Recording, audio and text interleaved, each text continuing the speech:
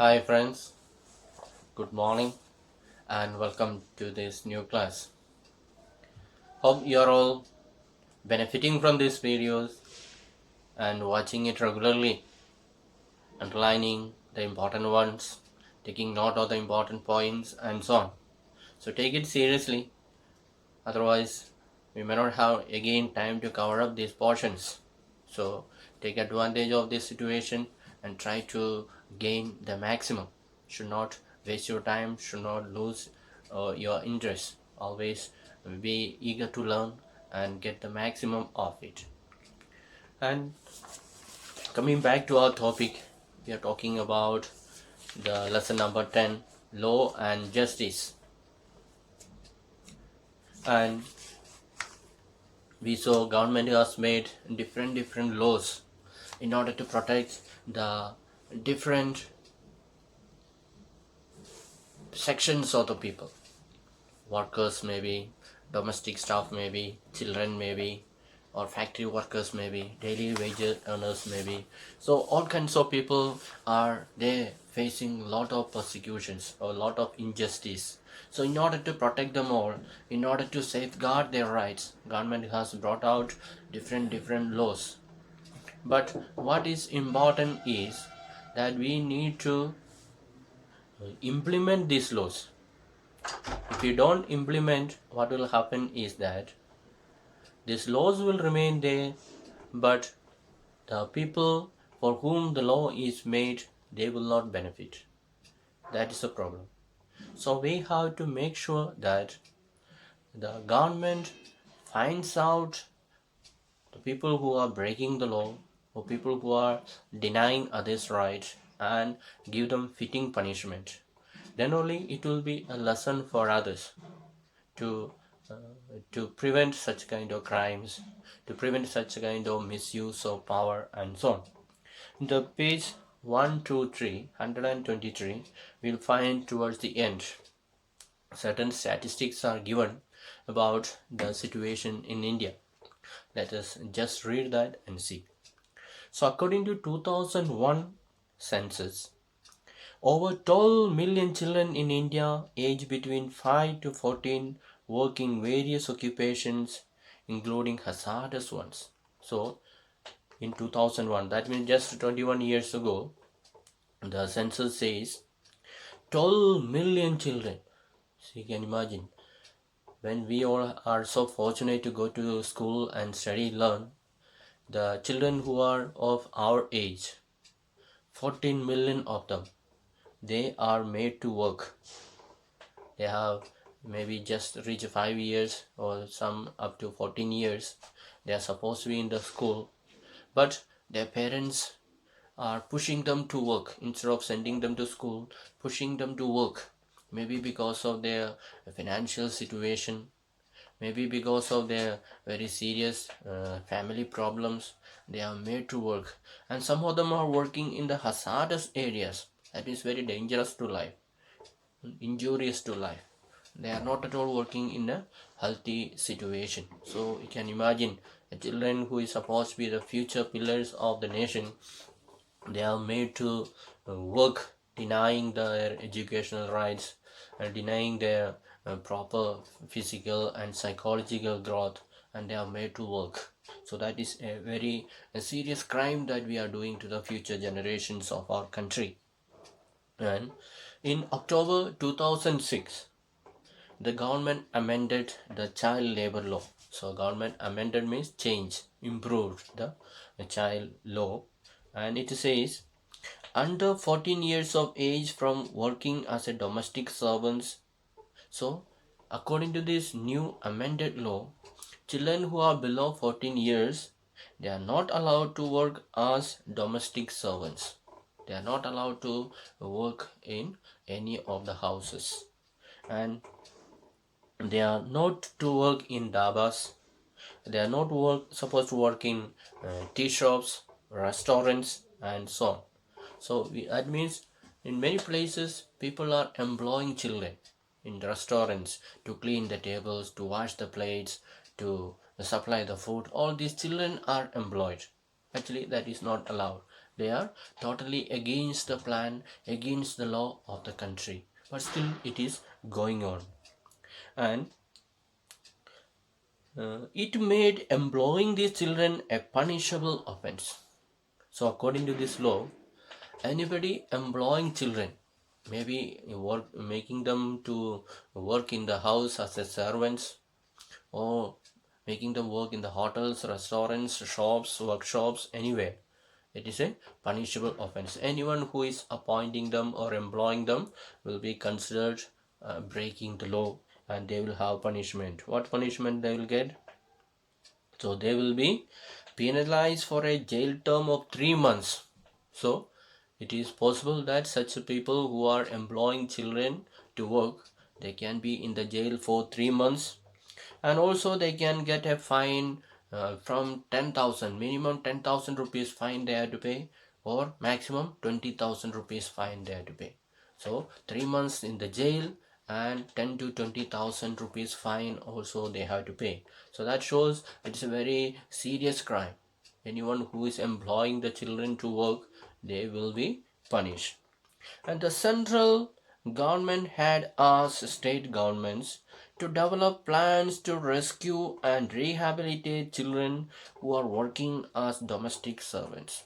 So the central government asked the state governments that if they find any children working as a domestic servants, rescue them from there and make them into rehabilitation center to bring them up again, because working as a servant from such a small young age, they have spoiled their psychological health, physical health, and so on. So they need extra care, special care they need in order to come back to normalcy of life. And so government made the state governments responsible for providing all these facilities to the children who were found working in the shops as a worker. But we see most of the states are not responding to that. So far only just 3 states have responded to these demands of the central government, that they are Maharashtra, Karnataka, and Tamil Nadu. Only these 3 states have given information that those children who are made to work, they will be rehabilitated, they will be given special training, special care, and so on.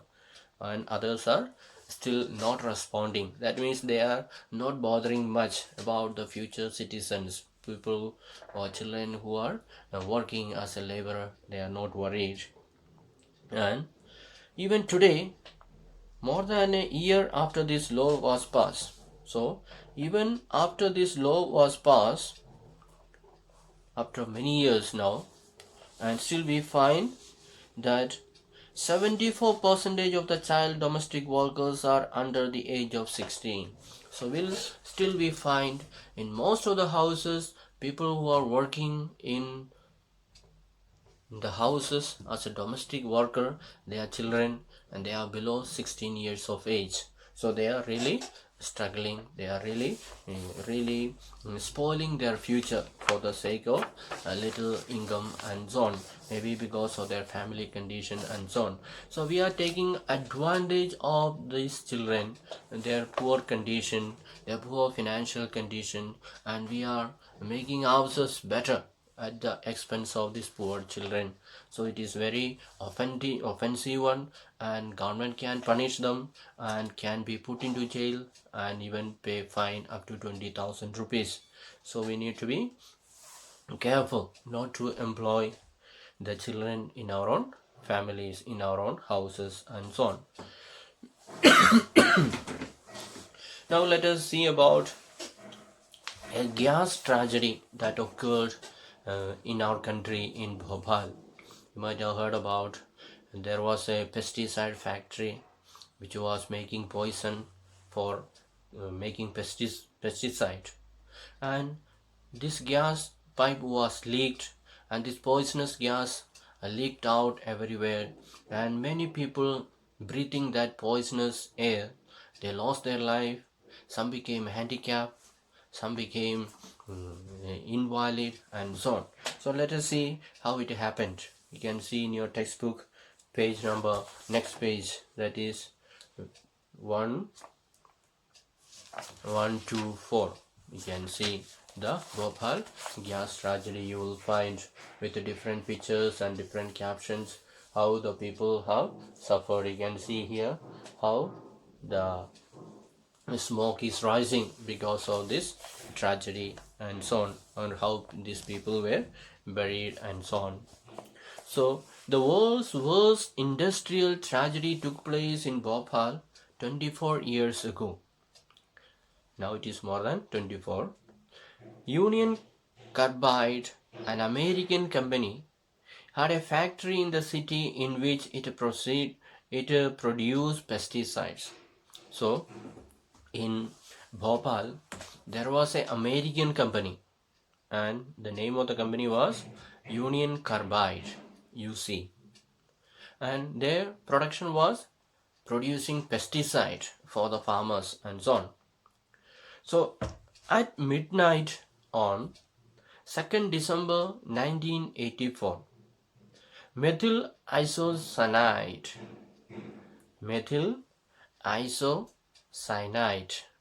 that is the name of a gas which is very highly poisonous, and that poisonous gas is used for making pesticides. So it started leaking from this Union Carbide plant. So some pipe broke and this poisonous gas began to leak out. And you can see the picture of a lady there suffering. So remember Aziza Sultan, a survivor. At about 12:30 a.m., I woke to the sound of my baby coughing badly. So this lady is explaining how she felt, how she realized about the seriousness of the problem. So at 12:30 at night, she heard her baby is coughing. And in the half light, I saw that the room was filled with a white cloud. So when she got up, and there was no enough light in the room, and she was able to see with a little light that there was a white cloud entering into the room. And I heard people shouting, "Run, run!" And people all around, they were in great commotion, all were shouting, "Run, run!" And I started coughing, with each breath seeming as if it was breathing in fire.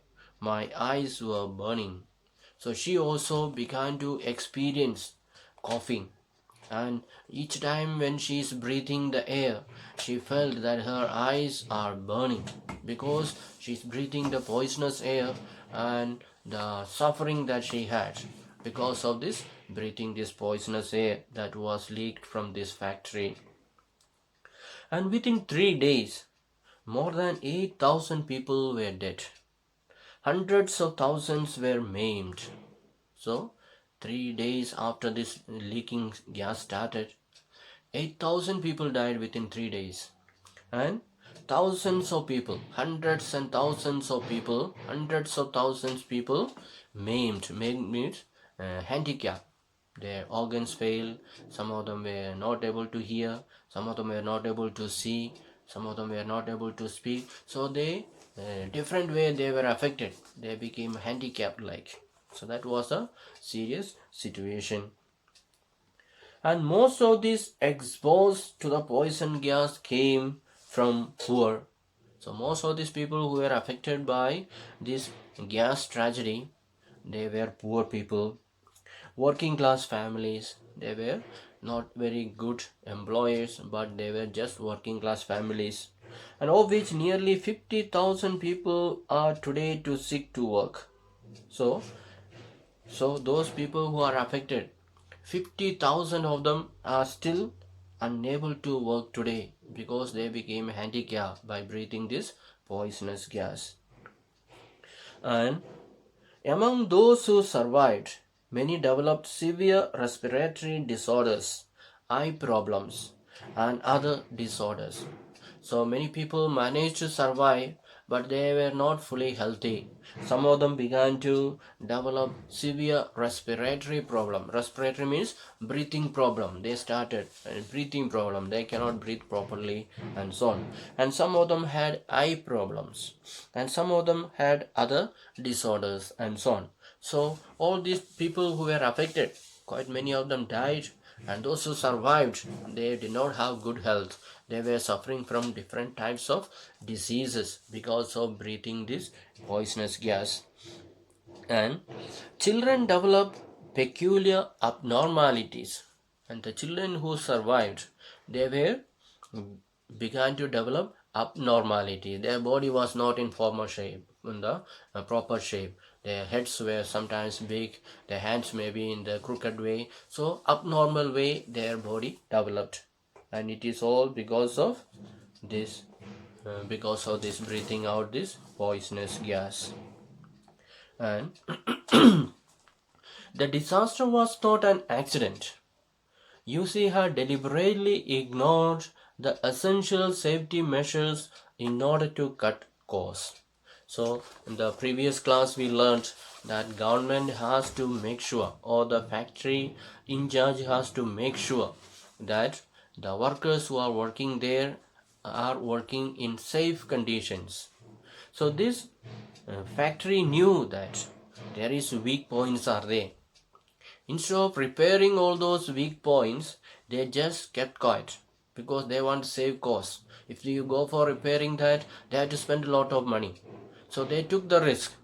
Without repairing, they were just going on working, and at the end the tragedy happened. The pipe broke and the people lost their life. And much before the Bhopal disaster, there had been incidents of gas leak killing a worker and injuring several. So before this great tragedy occurred, there was another incident. There was a leaking of little bit gas, and that one worker died and many people were injured.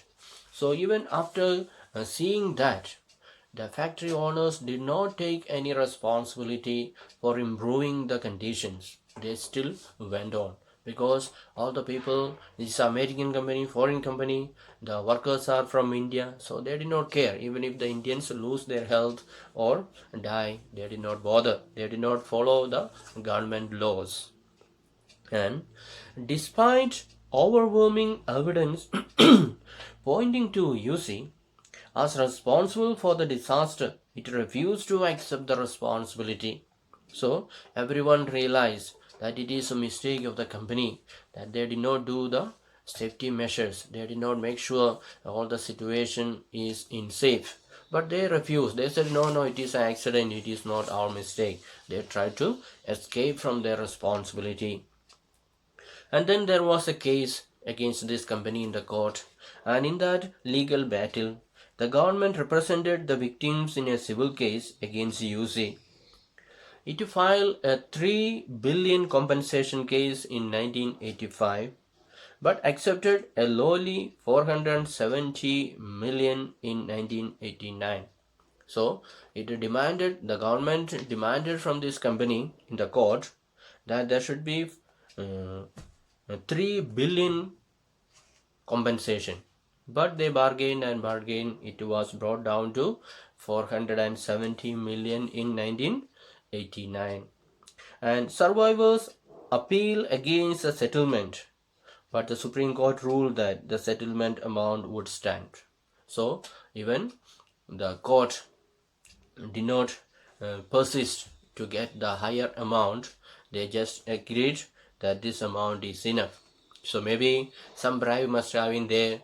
The company might have given some gift to these people, and they might have stood by the company. Instead of supporting the suffering people, they stood for this company officials. Instead of punishing them, they gave them a very light punishment, a light fine.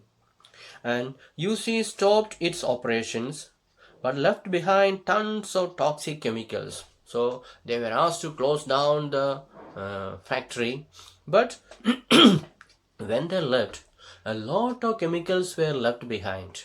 So people who are living in that region, they'll be still living in that toxic elements, toxic chemicals. They will be still breathing and living among that chemicals. That means their life is still in danger. And these have steeped into the ground, contaminating water. So these chemicals that were left out, these poisonous chemicals that were left out from the factory, that was gone deep into the soil, and finally it has reached the underground water and the river water and so on. And Dow Chemical, the company who now owns the plant, refuses to take the responsibility for cleanup. Now, another company has taken up this factory, that their name is Dow Chemical, and they said it is not done by us, it is done by someone else. So they refuse to take up the responsibility for doing the cleaning up. That means the people in that region, they continue to suffer. The government is not standing by them, or the company is not standing by them, and the ordinary people, they continue to suffer. And 24 years later, people are still fighting for justice, for safe drinking water, for healthcare facilities, and jobs for the people poisoned by UC. So, though they sanction the amount, compensation amount 470 million, we do not know where this money has gone, whether all the suffering people received it or not, because people are still fighting to get justice. They do not have good drinking water, they do not have good health facilities, they do not have job. So after getting all this money, still people did not receive, maybe that's why they are still suffering, they are still protesting. And therefore some people might have played in between and received some commission from this company and betrayed the people. That is what often happens. Somebody will be turning against their own people and support the others because they get some benefit and so on. And they also demand that Anderson, the UC chairman who faces criminal charges, be prosecuted. And it is also the demand of the people that the chairman of the company who neglected the safety measures of the company, or they neglected or they disobeyed the rules of the country and did not make the situation safe, he should be prosecuted, he should be punished. That is also the demand of the people, and still that is not done. So we think that they may have some strong support from the government. That's why they are able to resist all these demands. They are able to pay just a small amount of compensation, and then they were able to escape. So that is what happens when the people are not obeying this law of the country. At the end they will be caught up, and then they will try to escape by paying a small amount of fine and so on. But the people who are suffering, they will continue to suffer. The people who are affected, they will continue to affect, and the population of the country will be an invalid one, a sickly one, unhealthy one, and that will affect the development of the nation as well. So let us make sure that in our time such kind of tragedies do not take place. Whatever we do, let us do it thinking about the good of all, not only just thinking about ourselves, how to make profit, but let us think about everyone and try to do the best for the people and the country. So we shall wind up for today, and the next class we shall study again about what is the importance of a worker and so on. So until then, bye. Thank you. Bye.